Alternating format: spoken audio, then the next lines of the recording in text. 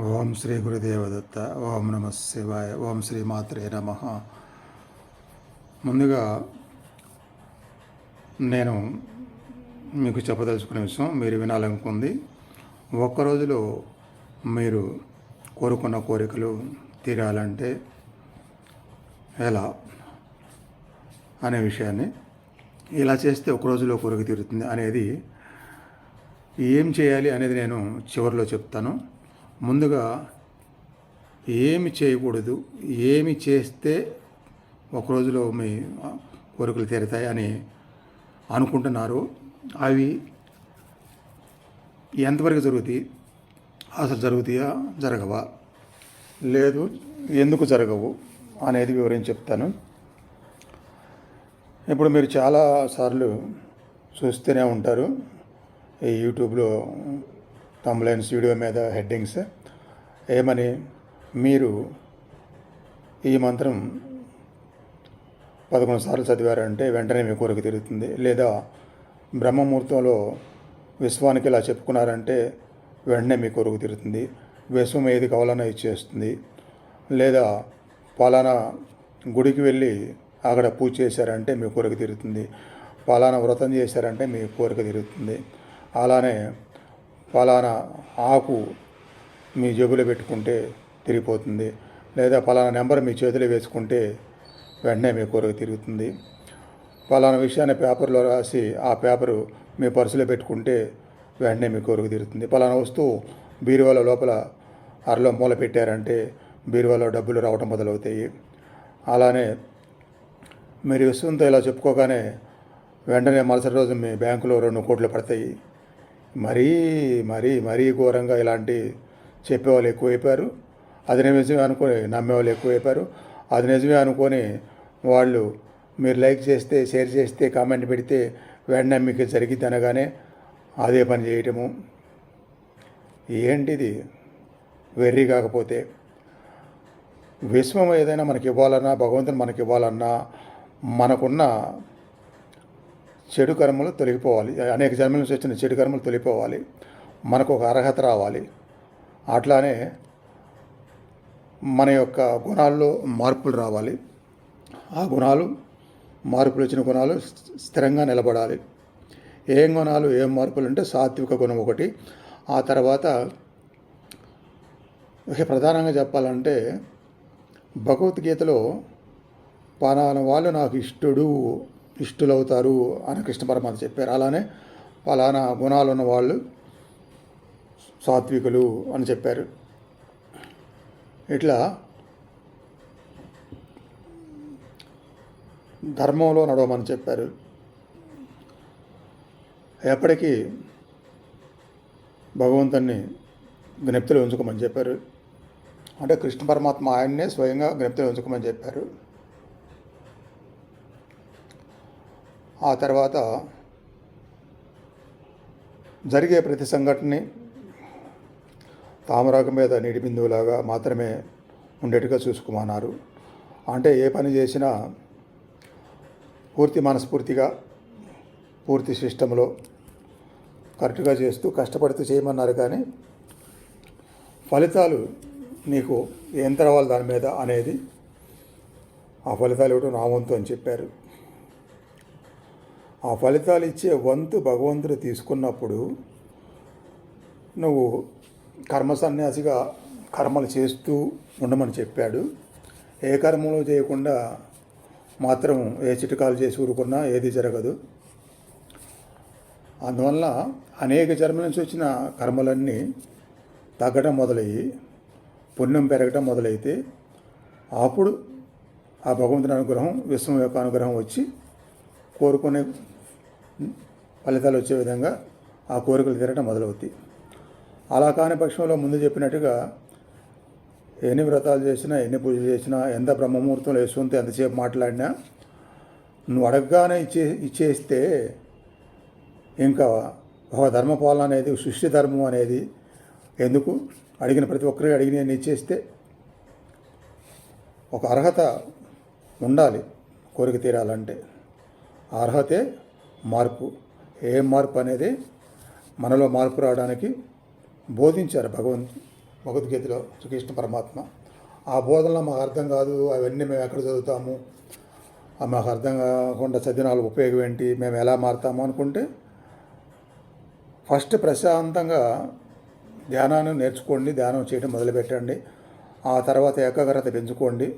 ఈ ఏకాగ్రత ప్రశాంతత పెరిగితే అప్పుడు ఆ ఏకాగ్రత వలన ప్రశాంతత వలన మనసు కేంద్రీకరణ కుదిరి అప్పుడు అర్థమవడం మొదలైంది.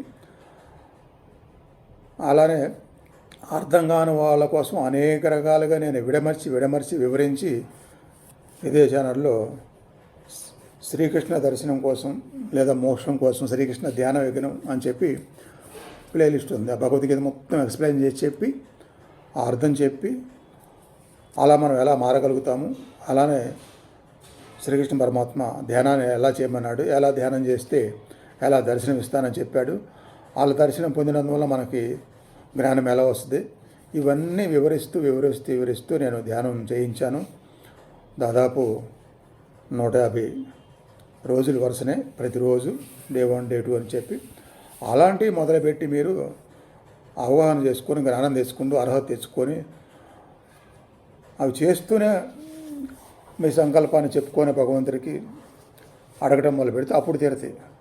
ఆ సంకల్పం ఎలా చెప్పుకోవాలి, ఎలా అడగాలి, అడిగిన తర్వాత ధ్యానం ఎలా చేయాలి, లైఫ్లో ఎలా ఉండాలి, ఇవన్నీ కూడా నేను వివరంగా చెప్పాను. అలా చేసినప్పుడు మార్పులు వస్తాయి.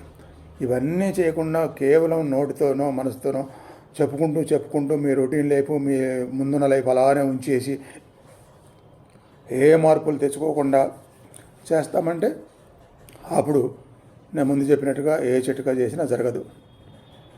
అనవసరంగా అలా చెప్పేవాళ్ళు మీ టైం వేస్ట్ చేస్తారు. వాళ్ళకి ఏదో వ్యూస్ రావాలనో, ఛానల్ డెవలప్ అవ్వాలనో, దాని మీద డబ్బులు రావాలనో చేస్తారు. డబ్బు ప్రాబ్లం అయిన వాళ్ళు అనవసరంగా ఇలాంటివి ఎవరూ చేయకూడదు. లేదు డబ్బు ప్రాబ్లం ఉంటే నాకు కొంచెం పేదరికంలో ఉన్నాను, నాకు ఛానల్ గ్రోత్ రావాలి, కొంచెం దయచేసి ఛానల్ని ఎంకరేజ్ చేయండి, లైక్ చేయండి, షేర్ చేయండి, కామెంట్ చేయండి, అలా చెప్పుకోవాలి. అలా కాకుండా ఆశ పెట్టినట్టుగా, అలానే బ్లాక్మెయిల్ చేసినట్టుగా, భయపెట్టినట్టుగా రకరకాలుగా చెప్పి అమాయకులు చేసి అలా చెప్తే అది మోసం చేసినట్టు అవుతుంది. దానివల్ల ఉపయోగం లేదు. పైగా భగవంతుడికి ఎప్పుడైనా అలా చెప్పే వాళ్ళ మీద కోపం రావచ్చు. ఒక పక్క నేను చెప్పాను, ఇలా ఉండండి, ఇలా మార్పులు చేసుకోండి, ఇచ్చేయండి, మీరు బాగుపడతారు, మిమ్మల్ని నేను రక్షిస్తానని భగవంతుడే డైరెక్ట్గా చెప్పాడు. అది వదిలేసి ఎవరిష్టం వచ్చినట్టు వాళ్ళు చెప్తే మరి భగవంతుడికి కోపం రావచ్చు, నవ్వు రావచ్చు. అమాయకంగా వాళ్ళ మీకు తప్పదులే, ఇంకా అనేక జన్మలు ఈ అమాయకత్వం లేదా ఈ మోసం చేసే రాక్షస గుణాలు మీకు తప్పదులేనా, అలా కూడా భగవంతుడు అనుకున్నా అంటే అదే జరిగింది. అందుకని వాస్తవాలను గ్రహించండి. ఏదో 4-5 రోజులు కొద్దిగా కష్టపడండి అవగాహన తెచ్చుకోవడానికి. అవగాహన వచ్చిన తర్వాత ఇక మీ కష్టం ఎక్కడికి పోదు. ఆ ప్రయత్నం మొదలు పెట్టుకొని అప్పుడు మొదలవుతాయి కోరికలు తీరటం. లేని పక్షంలో ఎట్టి పరిస్థితిలో ఏ కోరిక తీరదు. అర్థం చేసుకోకుండా పిచ్చి ప్రయత్నాలన్నీ చేస్తే.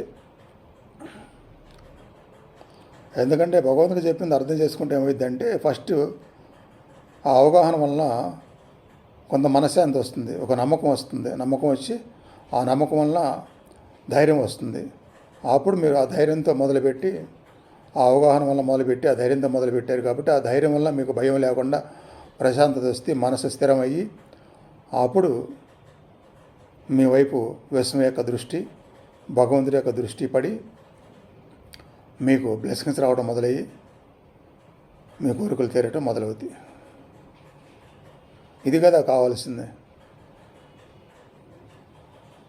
ఎంతోమంది దగ్గర ఎన్నో రకాలుగా కష్టాలు పడతారు, మాటలు పడతారు, హార్డ్ వర్క్ చేస్తారు, మదన పడతారు, నిద్రలేని రాత్రులు గడుపుతారు. అన్ని కష్టాల్లో నేను చెప్పిన ఈ 4 రోజులు సరిపోతే అవగాహన చేసుకోవడానికి అన్నది, ఆ తర్వాత దానికి సంబంధించిన ప్రయత్నం రోజుకు 1 గంట మాత్రమే చేస్తే సరిపోద్ది. ఇవన్నీ చేస్తున్నప్పుడు మీరు మార్చుకోలేని మీ మనస్తత్వం కూడా మారటం మొదలైద్ది. మామూలుగా అయితే దానంతా అది మార్చుకోవాల్సిన ఆలోచనలు, మనస్తత్వం దానంతా అది మారదు. కొందరు పుట్టిన దగ్గర నుంచి శరీరం వదిలే వరకు మారని వాళ్ళు ఉంటారు. మనం ఎంతోమంది అనుకుంటాం, వీళ్ళు ఇంతేరా బాబు, ఇక వీడి జనం ఇంతే, ఎంత వయసు వచ్చినా వీళ్ళు మారలేదు అని అనుకుంటామే. అట్లా ఉంటారు కదా కొందరు. అలా ఉన్నప్పుడు మీకు ఎలాంటి విశ్వం నుంచి భగవంతుడి నుంచి బ్లెస్సింగ్స్ రావు. రావాల్సిన మార్పులు, చేసుకోవాల్సిన మార్పులు, మారాల్సిన గుణాలు అన్నీ జరిగితేనే అప్పుడు బ్లెస్సింగ్స్ మొదలై మీ కోరికలు తీరటం మొదలైద్ది. ఇది అర్థం చేసుకోండి. ఎందుకంటే ఇలా నేను చెప్పి నేను చేస్తూ ఈ అవగాహనతో ప్రయత్నించిన వాళ్ళకి మార్పులు ఎలాగో వచ్చినాయి. వాళ్ళు అలానే అర్థం చేసుకొని నమ్మి అలానే స్థిరంగా స్టాండర్డ్గా ఉండిపోయారు. వాళ్ళకి ఆ మార్పులు అలా కంటిన్యూ అవుతూనే ఉంటే లైఫ్లో స్టెప్ బై స్టెప్ మంచి జీవితం పెరుగుతూనే ఉంటుంది. అలా కానప్పుడు మీకు ముందున్న జీవితం ఎలా ఉందో అలానే ఉంటుంది. ఏదో కొన్ని సంవత్సరాలు కలిసిన తర్వాత ఏ జన్మలో చేసిన పుణ్యం మొదలయ్యి పాపం అంతా కరిగిపోతే అప్పుడు మంచి జీవితం వస్తుంది. అంతేగాని సడన్గా రమ్మంటే ఒక రోజులోనో 2 రోజుల్లోనో ఎవరికీ రాదు. ఇది అర్థం చేసుకుంటారని అనుకుంటున్నాను. చెప్పిన మాటలు కూడా అర్థం అవ్వాలి ఫస్ట్. అందుకని ఒకవేళ అర్థం కాకపోతే వీడియో మొత్తం మొదటి నుంచి మళ్ళీ ఒకసారి వినండి. సూటిగా చెప్పేది ఒకటే, భగవంతుడికి మనం ఇష్టమైన వాళ్ళగా మారాలి. ఎలా ఇష్టమైన వాళ్ళగా మారుతామంటే నాకు వీళ్ళు ఇష్టలు అని చెప్పారు భగవంతుడు. అలా మారితే అప్పుడు వెంటనే మనం ఇష్టమైన వాళ్ళగా మారుతాము. అప్పుడు మనం అడిగింది ఇవ్వడం మొదలు పెడతారు. ఎలా ఇష్టలు అంటే ఇంకా దానికి ఒక మాటలో చెప్పేయచ్చు, లేదా చాలా తెలుసుకోవాల్సి ఉంటుంది. ఒక మాటలో అంటే సాత్విక గుణం, ధర్మంగా ఉంటాం, అందరితో ప్రేమగా ఉంటాం, అనవసరమైన ఎమోషన్స్, కోపాలు, తాపాలు లేకుండా చూసుకోవటం, ప్రధానంగా మనసు ప్రశాంతం. సాత్విక గుణం, సాత్విక ఆహారం, ఆధ్యాత్మిక సాధనలతో మొదలుపెట్టి, ధ్యానంతో మొదలుపెట్టి అలా లైఫ్ మొదలుపెట్టి ఇక ఆధ్యాత్మిక సబ్జెక్ట్ మొత్తం అర్థం చేసుకోండి. అప్పుడు నేను చెప్పినవన్నీ మీరు మొదలుపెట్టిన మొదటి రోజే మీకు మార్పు రావడం మొదలుపెట్టింది. నేనేం చెప్తున్నాను, మొదటి రోజే మార్పు, మొదటి రోజే వెంటనే కాదు, మొదటి రోజు మార్పు. ఆ 2వ రోజు నుంచి ఇక ఆ మార్పు పర్సంటేజ్ పెరుగుతూ అతి తక్కువ కాలంలో మీ లైఫ్ చాలా బాగుంటాం మొదలైద్ది.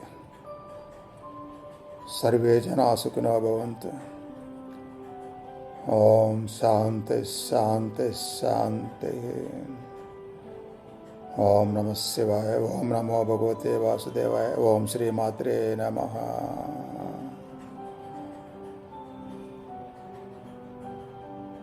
అదృశ్య మహాగురువులకి పాదాభివందనం. నాకు నా ద్వారా అందరికీ మంచి జ్ఞానాన్ని, తృప్తిని ఇవ్వండి.